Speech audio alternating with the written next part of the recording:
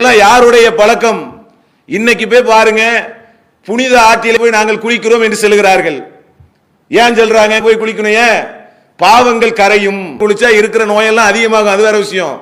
உலகத்தில் இருக்கக்கூடிய எல்லா பிணத்தையும் கொண்டு அங்கதான் போடுறான். அங்க போய் குளிச்சுட்டு வந்தா இருக்கிற நோய், இருக்கிற கிருமி எல்லாம் உடம்புல அதிகமாகும். அது வேற விஷயம். அவன் நம்பிக்கை என்ன? அந்த மூல நதியில், மூல ஜீவனுடைய அந்த நதியில் நான் போய் குளித்து வந்தால் என்னுடைய பாவங்கள் நீங்கும், என்னுடைய பீடைகள் செல்லும் என்று நினைக்கக்கூடிய அவர்களுக்கும் உங்களுக்கும் என்ன வித்தியாசம்? இஸ்லாமிய மார்க்கத்தினுடைய நம்பிக்கையின் அடிப்படையில் செய்யக்கூடியவர்களுக்கும் மறுமையை நம்பாத அவர்களுடைய நம்பிக்கைக்கு என்ன வித்தியாசம்? ஜானுக்கு ஜான், முளத்துக்கு முளம் நீங்கள் பின்பற்றி வழிகேடர்களாக மாறுவீர்கள். நபிகள் நாயகம் ஸல்லல்லாஹு அலைஹி வஸல்லம் அவர்கள் சொன்னாங்களா இல்லையா?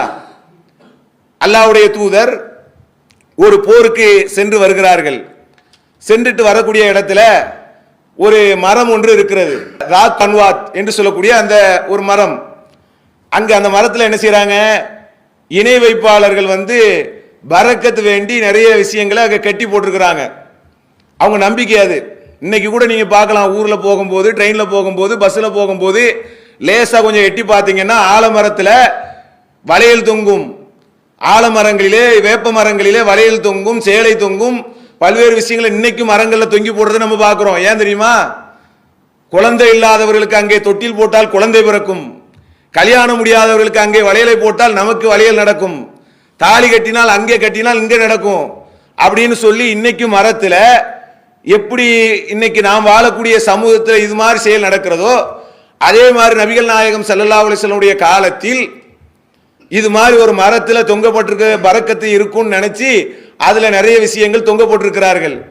சகாபாக்கள் கேட்கிறாங்க, அல்லாஹ்வுடைய தூதரே, எங்களுக்கு இது மாதிரி ஒண்ணு காட்டுங்க, நாங்களும் என்ன செய்யணும், இது மாதிரி தொங்க போடணும்னு கேட்கிறாங்க. நபிகள் நாயகம் ஸல்லல்லாஹு அலைஹி வஸல்லம் அவர்கள் கோபப்படுகிறார்கள். இது நீங்க கேட்கறது எப்படி தெரியுமா இருக்குது? இறை தூதர் மூசா அலைஹிஸ்ஸலாம் அவர்களிடத்திலே அல்லாஹ் நேர்வழி எல்லாம் கொடுத்த பிறகு அவர்களுக்கு இருப்பது போல எனக்கு ஒரு கடவுள் கொடுங்கன்னு கேட்டாங்களே, அது மாதிரிலாப்பா இருக்குது. நீ என்ன கேள்வியை கேட்கறீங்க? இப்படியே போனீங்கன்னா பின்னோக்கி சென்று விடுவீர்கள், வழிகேடர்களாக மாறி விடுவீர்கள். நபிகள் நாயகம் ஸல்லல்லாஹு அலைஹி வஸல்லம் அவர்கள் எச்சரிக்கிறதை நம்ம பார்க்கிறோம்.